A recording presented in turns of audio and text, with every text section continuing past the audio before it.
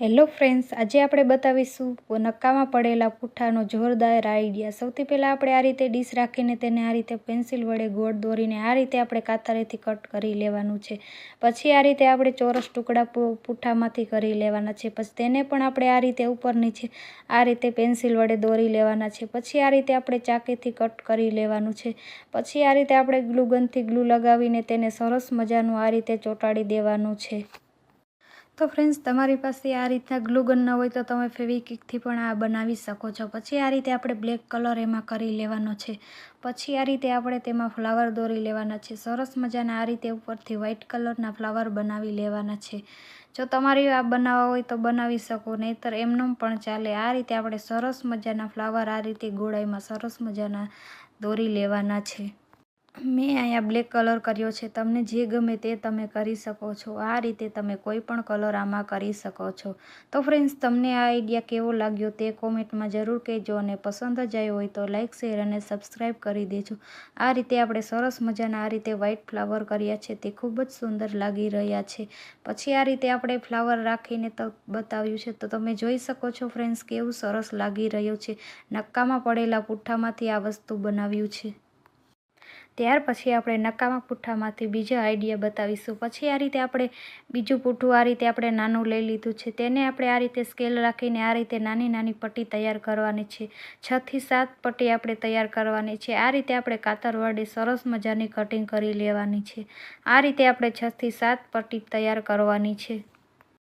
આ રીતે સરસ મજાની પટ્ટી કટિંગ કરીને તેને સરસ મજાની ગ્લુગનથી ગ્લુ લગાવીને વારાફરતી આપણે સરસ મજાની ઉપર નીચે રાખીને સરસ મજાનું ચોંટાડતું જવાનું છે। આ રીતે આપણે ઉપર નીચે આ રીતે સરસ મજાનું એક પછી એક પૂઠું રાખીને ગ્લુગનથી ગ્લુ લગાવીને સરસ મજાનું ચોંટાડી દેવાનું છે। આ વસ્તુ આપણે સરસ મજાની બનાવવાની છે। તો ફ્રેન્ડ્સ, વિડીયાને જરા પણ સ્કીપ ન કરતા ધ્યાનથી જોશો તો તમને સરસ મજાનું સમજાઈ જશે। પછી આ રીતે આપણે સરસ મજાના આ રીતે પૂઠા ચોંટાડી દીધા છે। તેના પાછળ પણ આપણે આ રીતે સરસ મજાના પૂઠા ચોંટાડી દીધા છે, જેથી કરીને આ વસ્તુ વિખાઈ ન જાય। પછી આ રીતે આપણે નાના નાના કટકા ચોરસ કરી લીધા છે। તે ચોરસ કટકા આપણે 3 કર્યા છે, તે પણ આપણે આ રીતે બે સાઈડમાં ઉપર રાખવાના છે, અને જે વચ્ચેનું છે તે નીચે રાખવાનું છે। સરસ મજાના આ રીતે આપણે કટ લગાવીને તેને પણ સરસ મજાના આ રીતે ચોંટાડી દેવાના છે। પછી આ રીતે ગ્લુગનથી ગ્લુ લગાવીને સરસ મજાને આ રીતે ડિઝાઇન કરી લેવાની છે।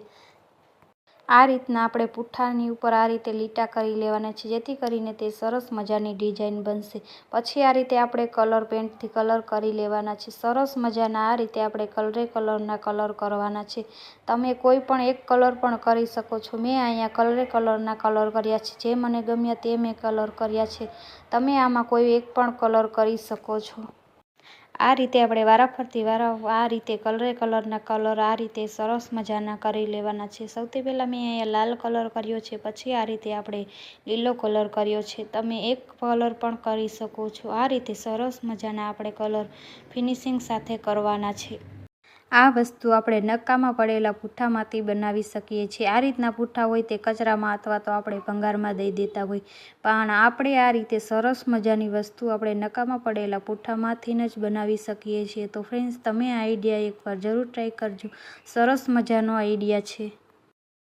તો ફ્રેન્ડ્સ, તમારા ઘરમાં પણ આ રીતના પૂઠા પડેલા હોય તેને તમે કચરામાં અથવા તો ભંગારમાં ન દેતા તમે આ રીતે સરસ મજાનું પૂઠાનું સરસ એવો રીયુઝ કરી શકો છો। તો તમે જોઈ શકો છો ફ્રેન્ડ્સ, આપણે આ પૂઠામાંથી સરસ મજાની વસ્તુ બનાવી છે। તેમાં આપણે ફ્લાવર પણ રાખ્યા છે, તે ખૂબ જ સુંદર લાગી રહ્યા છે। તો તમે જોઈ શકો છો ફ્રેન્ડ્સ।